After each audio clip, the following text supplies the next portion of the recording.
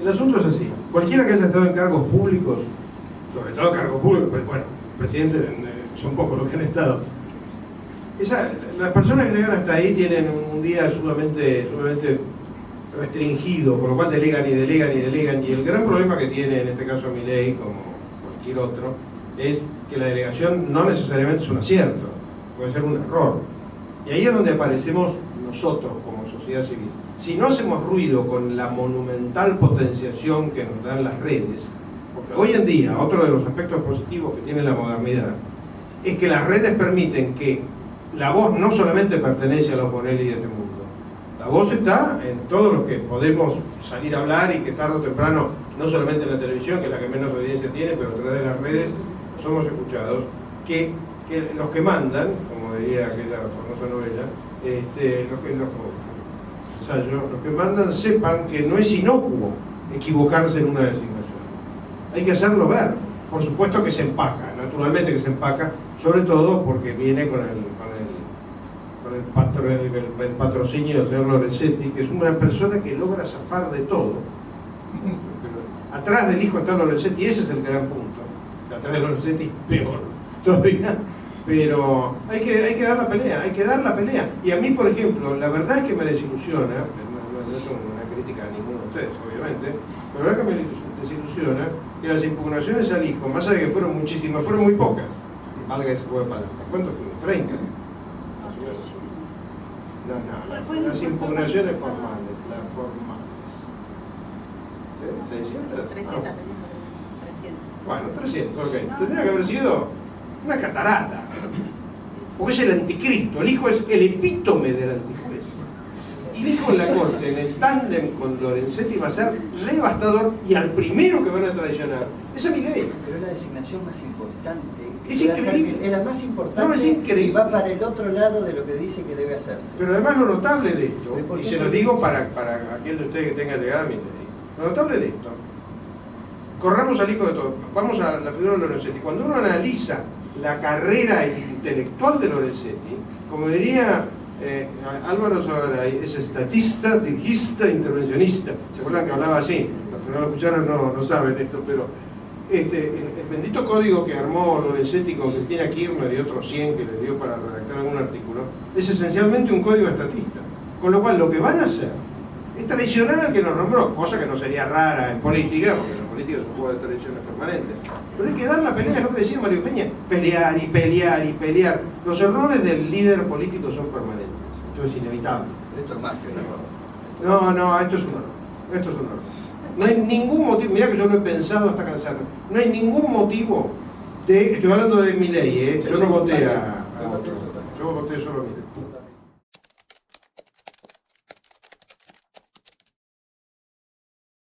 Para que usted se dé una idea, tuve el inmenso placer de estar en el grupo fundacional de Telefónica. Ustedes no se imaginan lo que era Entel, no lo voy a contar ahora, pero ya tengo hasta a quien designaría para administrar el Poder Judicial, que es Héctor Masuero.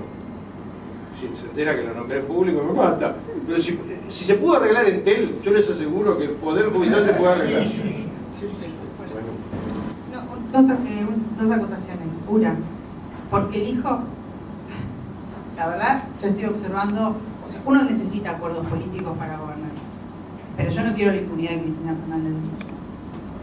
Y hay mucho movimiento en este sentido, incluso con el atraso de la ley de tratamiento de ley de ficha limpia, que fueron los propios legisladores de Libertad. Ficha limpia la deja fuera del juego. Con el atraso del fallo de legalidad en casación, hay un movimiento importante ahí de uno de los jueces, esencialmente, que es el doctor Boriski, que quiere ser procurador general, así que se está moviendo, necesitan los acuerdos, 2/3 partes, y han atrasado ese fallo, y han atacado a Hornos por un tema personal, haciéndole todo un tema para atrasarlo. Hay algunas movidas ahí importantes que hacen pensar en un juego.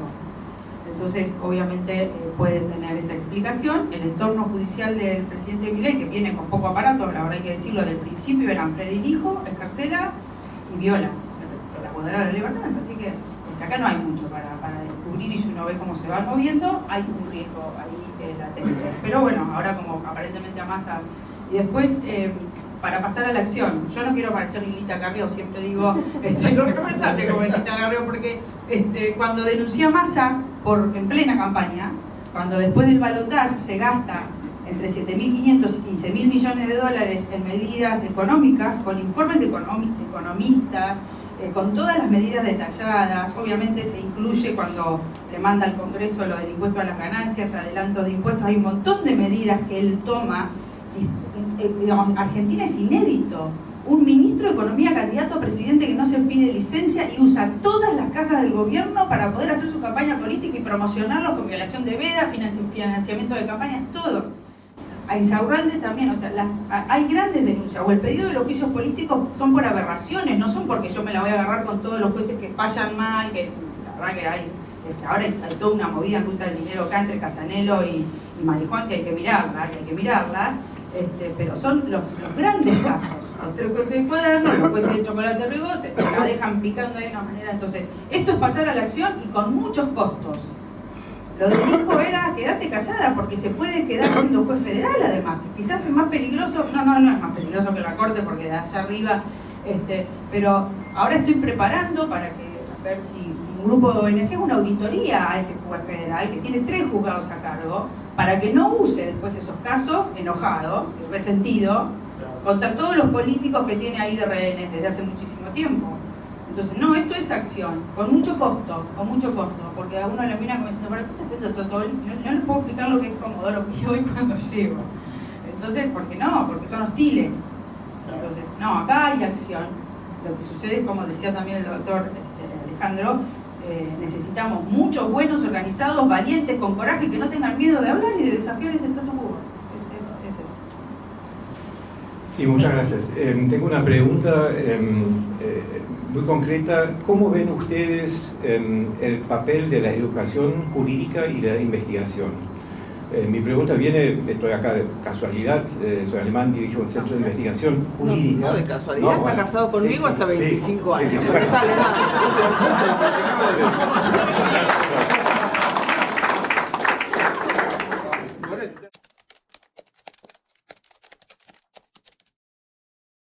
El asunto, a ver, ¿cómo resumirlo? Nosotros tenemos una realidad costumbrista, digamos así, y es que la mayoría de los grandes profesores y pensadores en materia educativa, jurídica, siempre han sido abogados actuantes. O sea, no existe lo que sí existe en otros países, y es una actividad académica autónoma o profesores full time. Es una característica rara esa en la Argentina, que tiene sus ventajas y sus desventajas. El gran desafío es cómo mantenerlo modernizado, porque el abogado, ¿qué característica tiene el abogado que trabaja? Vive corriendo como loco, ¿no? El tiempo que le da la universidad, el tiempo que le da para pensar la forma de educación jurídica es relativamente poco. Esto nadie lo va a confesar, pero es la verdad de la milanesa, como decimos acá. Y comparado con la educación legal en otros países, es como que estamos un poquito viejos. Es como que nos hemos sumergido demasiado, es una opinión muy personal, nos hemos sumergido demasiado en las teorizaciones. Ejemplo, aplicando el sistema societario, no voy a hablar de penal, no invado el área de respeto. Primero porque sabe y segundo porque le tengo miedo. Hablando del tema societario, por ejemplo, con una ley relativamente parecida, nosotros tenemos 3 o 4 veces la cantidad de sociedades de responsabilidad limitada que Alemania. Pero esto viene de hace 40 años, o sea, es como que nos hemos sumergido en una especie de mundo ficticio en el cual tardamos 50 años en permitir los cheques a fecha. O sea, hace falta como un baño de modernidad en materia de educación jurídica que lentamente se va dando, pero hay mucho camino por recorrer. De todas maneras es bastante sofisticada la educación jurídica acá, pero hace falta modernizarla. Y es clave, es clave. Yo creo que hay casas de estudio privadas que obviamente tienen un nivel de excelencia importante y con profesores incluso full time. Creo que Intel en su mayoría de la nómina tiene la mayoría de profesores full time. La educación pública era nuestro motor y se ha ido degradando con una cooptación política, con obviamente currículas de estudio y demás que no se fueron adaptando, no se fueron ayornando ni a las nuevas ni a las necesidades que tenemos. Y ni a la renovación de las tecnologías, los idiomas, que queda todo como viejo, atrapado en realidad en discusiones más políticas que de educación. Y después creo que tenemos un problema de abajo para arriba. Argentina, las tasas que está mostrando en materia de pobreza son alarmantes, 7 de cada 10 chicos, y son, digamos, toda esa franja de pobreza que en la Argentina va creciendo ha quedado bastante afuera de la educación primaria y toda la que después te conduce hacia arriba. Entonces tenemos un problema enorme. Escuchaba a Jerry de la Paulera, que es un fundador de una universidad, que ha sido presidente de universidades afuera, decir, deberíamos tener un ministerio de educación y economía, porque nuestro capital humano está totalmente degradado a partir de todo ese problema social importante que nosotros tenemos. Cuando recorría mi campaña en la provincia de Buenos Aires y veía los lugares más humildes, donde la madre está todo el día trabajando, donde el padre, y los conurbanos y lugares muy pobres, el padre a lo mejor está preso, la madre tiene que trabajar, o sea, una realidad social ahí en la Argentina que los miraba a los chicos con piojos, los dientes mal, enfermos, desnutridos. Y ¿cómo vamos a estar pensando nosotros en la educación de chicos que necesitamos sacar de acá para que no estén todo el día sumergidos en una realidad social durísima? Y estamos pidiéndole educación a estos chicos, pero además educación ¿para qué? Si una Argentina no daba oportunidades, ¿para ganar cuánto dinero para hacer qué? Sin crédito, sin ascenso social, o sea, todo se degradó a la par de estas variables sociales que son alarmantes y muy preocupantes, así que hay que reconstruir desde mi punto de vista un tejido social para poder insertar a los chicos en la educación primaria, que es absolutamente indispensable, y después obviamente en esta discusión que se está dando ahora a nivel de las universidades públicas, empezar a pensar las discusiones en serio, ¿no? De currícula, de profesores, sacar la ideología, empezar a ver que los programas, porque si usted va a la universidad tiene cátedras para elegir según la ideología, no según el derecho, la ciencia dura de la que estamos hablando. Así que toda una discusión que Argentina tiene que dar y que obviamente por suerte ahora la estamos pudiendo poner en agenda, la verdad es esa, porque antes eran temas como que seguían una dinámica, que nadie se los ponía a ver. La verdad que Argentina ahora está haciendo como un revisionismo de cosas muy importantes, y obviamente la educación es una, pero tiene que venir de la mano del desarrollo social y de salir de la línea de pobreza de tanta gente, ¿no? Redondeo una cosita, sí. Tomando lo que decía María Eugenia, no pasa por lo menos en materia jurídica, ¿no? Que lo que yo hago, y sobre todo en la universidad pública, no pasa por ignorar la usina de ideas, sobre todo europea. Nosotros somos tributarios del derecho continental europeo, no del anglosajón. No pasa por el desconocimiento, sino porque precisamente por el superconocimiento y la tendencia a imitar a los países líderes en esto, nosotros somos periféricos, nos olvidamos precisamente de lo que comentaba Eugenia, y es nuestra realidad no necesariamente ensambla con sistemas normativos que suponen otras realidades. Yo en su época hacía el siguiente juego de palabras, y era: una cosa es unificar textos y otra cosa es tener contextos iguales.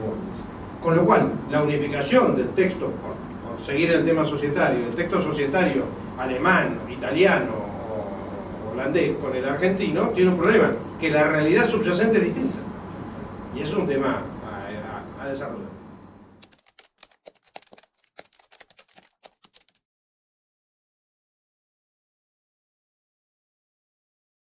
Pero de alguna manera es estar acá, es hablarlo, ir a una reunión, supongamos que uno se cruza con un político y decirle las cosas en la cara, que uno se cruza con un funcionario y decirle las cosas en la cara. Algo que me ha asombrado, no sé cuál es tu experiencia en eso, Peña, y es que es como que cuando uno se cruza con personas poderosas son todas sonrisas y caricias, y no tiene por qué ser sonrisas o caricias. Estos son nuestros empleados. Estos, los anteriores y los que vienen, o sea, sobre todo esa presión social que no tiene por qué ser agresiva. Uno puede ser educado, puede ser en una comida o puede ser en un aeropuerto, lo que fuere, y que no me estoy refiriendo al scratch, pero fíjense hasta qué punto es tan sometida la actitud latina promedio que tenemos, que se ha generalizado el concepto de scratch. Cuando un ciudadano individualmente, de manera accidental, va y encara a un funcionario, eso no es un scratch, eso es un reclamo a un funcionario. El scratch es cuando se organiza, se le paga un montón de grandotes para que vayan a romper cosas, como se hace, como cuando se le hicieron a Patricia Bullrich con los taxistas, o se le hizo al gremio de taxistas, pero un ciudadano reclamando, un ciudadano quejándose, no es un scratch. Y eso tampoco tiene demasiadas consecuencias, ¿no?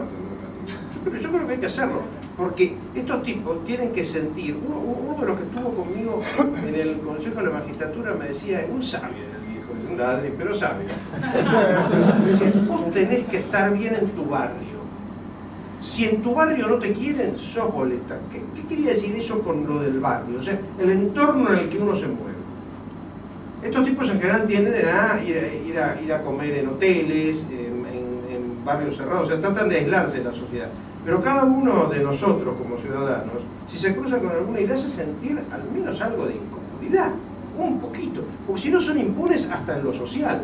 Y la impunidad social es terrible, porque esa es la complicidad social. Bueno, yo creo que es muy bueno que esté usted acá, gracias por la pregunta, y después creo que las discusiones hay que darlas cuando uno escuche ese comentario de decir, bueno, no importa el hijo, por ejemplo. Hay que dar las discusiones en nuestro barrio, como decía el doctor Fargosi, y darlas, y decir, no, que no nos dé lo mismo. Porque cuando nos empieza a dar lo mismo, empezamos a aceptar porque está todo tan podrido que uno más, como me dijo un periodista, bueno, ya pusieron tanto en la corte que eran tan malos que es el hijo. No, vení que te cuento lo que... Entonces, no nos dé lo mismo. Hay que empezar a darle, si queremos mejorar nuestra sociedad, porque nos damos cuenta, a veces digo a los empresarios, ¿no? Bueno, ahora el Colegio de Abogados de la Ciudad se retira del Foro de Convergencia, el Foro de Convergencia no se pronunció respecto claramente de por ahí el embate al medio de comunicación, a la prensa, bueno, una discusión de eso. Que no nos dé lo mismo y que empecemos a tomar las discusiones en serio, porque digo, a los empresarios le van a matar a los hijos en la esquina. Y lo que digo con esta gravedad es porque no nos damos cuenta que la degradación que estamos provocando cuando no damos discusiones importantes que son esto, aún en nuestro metro cuadrado, Argentina se está hundiendo y le van a matar a un hijo en la esquina, pero ellos están arreglando los contratos de obra pública como los vinieron haciendo hasta acá. No están dando las discusiones importantes de los jueces que tenemos que estar, el nivel que tener, de los funcionarios que tenemos que tener, de la idoneidad, de la transparencia, de la integridad que la Argentina tiene que empezar a mostrar en cada una de las discusiones. Y ahí está también lo que dice Alejandro, que estamos al lado de, qué sé yo, para decir algunos pasados, ¿no? De Ricardo Jaime, un tipo que en su momento parecía poderoso y vamos todos corriendo para tratar de tomar un café con Ricardo Jaime. No, la sanción social es muy importante cuando sabemos que estamos frente a un funcionario que no se está portando bien. Y sin embargo vamos corriendo a golpearle la puerta al funcionario de turno. ¿Por qué? Porque en la Argentina las reglas de juego era hacete amigo del juez, hacete amigo del político, que así es como ese atajo es al que ha llevado a algunos argentinos, esos de la franja que están acá, a formar esa casta privilegiada que también tiene impunidad y que es la que nos ha traído hasta acá. Ese es el desafío que tenemos hoy y me parece que es un desafío que nos impone un presidente como Javier Milei, un outsider total que vino como una motosierra a decir que nos iba a ajustar como nos está ajustando, que iba a combatir a la casta y la gente lo votó. Porque ese es el mensaje. Está cansada la sociedad y está registrando la degradación enorme que tiene, no solo en cuanto al punto social, de educación, sino de seguridad también.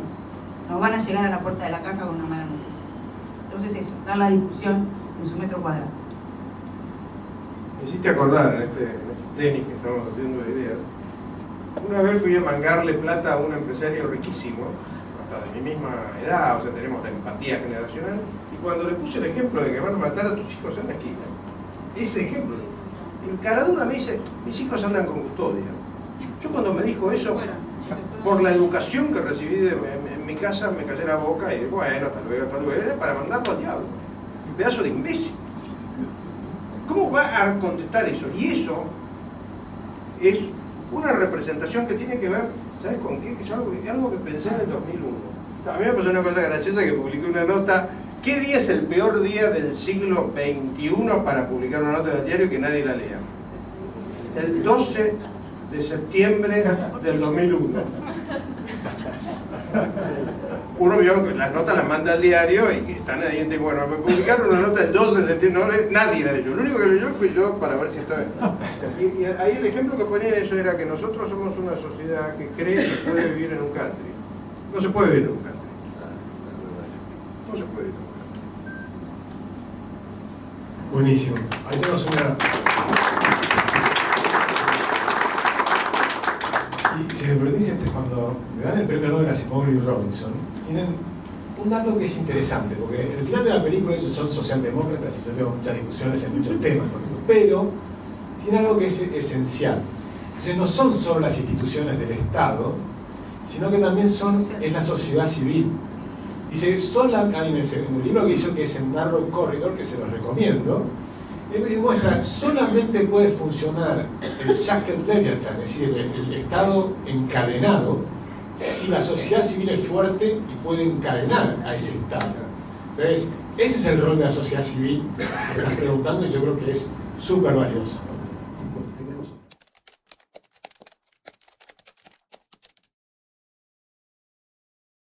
No se puede, tiene que ver con lo que yo antes trataba de llamar con los textos y los contextos. No se puede eliminar al Estado. El Estado siempre existió. Sería el Estado romano, el Estado asirio, o el Estado alemán, o el Estado norteamericano. Pero el Estado siempre existió. No creo que eso es una utopía. Me encanta, pero es una utopía. Yo creo que, perdón, porque es fuerte. Es fuerte. El hombre con poder y sin ningún tipo de control es absolutamente puede transformarse en un déspota o en una persona. El poder corrompe, el poder tuerce, el poder omnímodo. O sea, hoy tenemos de modelo a Bukele. Vamos a ver cómo termina esa película. Vamos a ver cómo termina esa película. Hay funciones mínimas que hay que cumplir. Un presidente tiene que tener sus controles y contrapesos. Sí, me parece que se desmadró todo. 3 senadores, 2 diputados, las provincias sobre representadas, nada tiene proporción con nada, entonces tiene un poder Santiago del Estero, Formosa, Misión, y el mismo que la provincia de Buenos Aires. Me parece que hay que dar una discusión tan profunda, constitucional, sin duda, de constituyentes nuevos de nuestro país, volviendo quizás a la constitución de Albert, y vemos cómo le ponemos más razonabilidad a nuestra organización del gobierno. Pero sin controles y contrapesos, sí. Lo que sí me parece que está todo desmadrado y que además el Estado ha ocupado tantas áreas que ha restringido la libertad de nuestros ciudadanos, que por poco nos dicen qué comer. Entonces, que de hecho es esta gran discusión de Javier Milei abandonando la agenda del futuro. Son los globalistas diciendo qué tenemos que hacer, qué no tenemos que hacer, qué tenemos que respirar, qué hay que sembrar. O sea, la verdad, que se mezcló raramente las agendas globales de la derecha, si se quiere, del mundo, el capitalismo, con el wokismo y el populismo y el progresismo. Se están mezclando ahí en los intereses, que es lo que hace que Milei se haya plantado como se plantó en Naciones Unidas. Yo creo que si Estados Unidos hubiera estado Trump, no Biden, no hubiéramos quedado votando con esos países, que Estados Unidos nos hubiera acompañado. Entonces tiene que ver con estas discusiones profundas que la Argentina postergó, porque bueno, obviamente la Argentina vive de crisis y crisis, de que hemos vuelto a la democracia y esto quedó postergado. Si me preguntan, no, controles y contrapesos absolutamente necesarios. Lo que pasa es que esos controles y contrapesos están totalmente desmadrados porque tenemos, bueno, el tercer senador, todo lo que el Consejo de la Magistratura por la Constitución, que también funciona mal, organismos que se han creado. Me parece que hay que replantear las bases, esencialmente, pero sin controles y contrapesos yo creo que no viviríamos en un país con la libertad, incluso con la que pretendemos vivir. La señora Casasoledad quiere...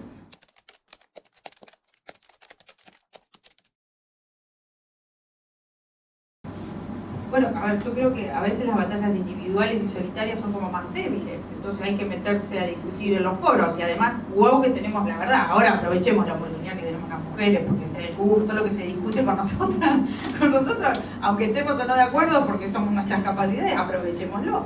Y digo esto, son las cámaras, nos guste o no nos guste, las discusiones que más ruido tienen que hacer es en el marco de los tires y aflojes de los centros de poder, que pueden ser las cámaras, por supuesto. Me da la impresión de que la participación, no sé si se te ocurre o si se puede ocurrir a uno pensar en alguna otra cuestión para atraccionar con ruido, movilizar o hacer visible frente al poder. Cuando uno anda medio solo es débil, entonces me parece que para hacerse escuchar hay que dar las discusiones en el foro. Sí, pero es que nunca estás realmente sola, o sea, o solo. Esa interacción permanente que tenemos, uno puede, o me parece a mí, no sé, es una locura que de hecho las hace vos y las hago yo, y es uno en todo su movimiento cotidiano está permanentemente predicando algunos valores. Por supuesto podríamos hablar de cine, podríamos hablar de armas, podríamos hablar de un montón de temas que son mucho más divertidos. Mi marido quiere que me dedique a la decoración de... Claro, exactamente, a mí me gusta la arqueología, por ejemplo.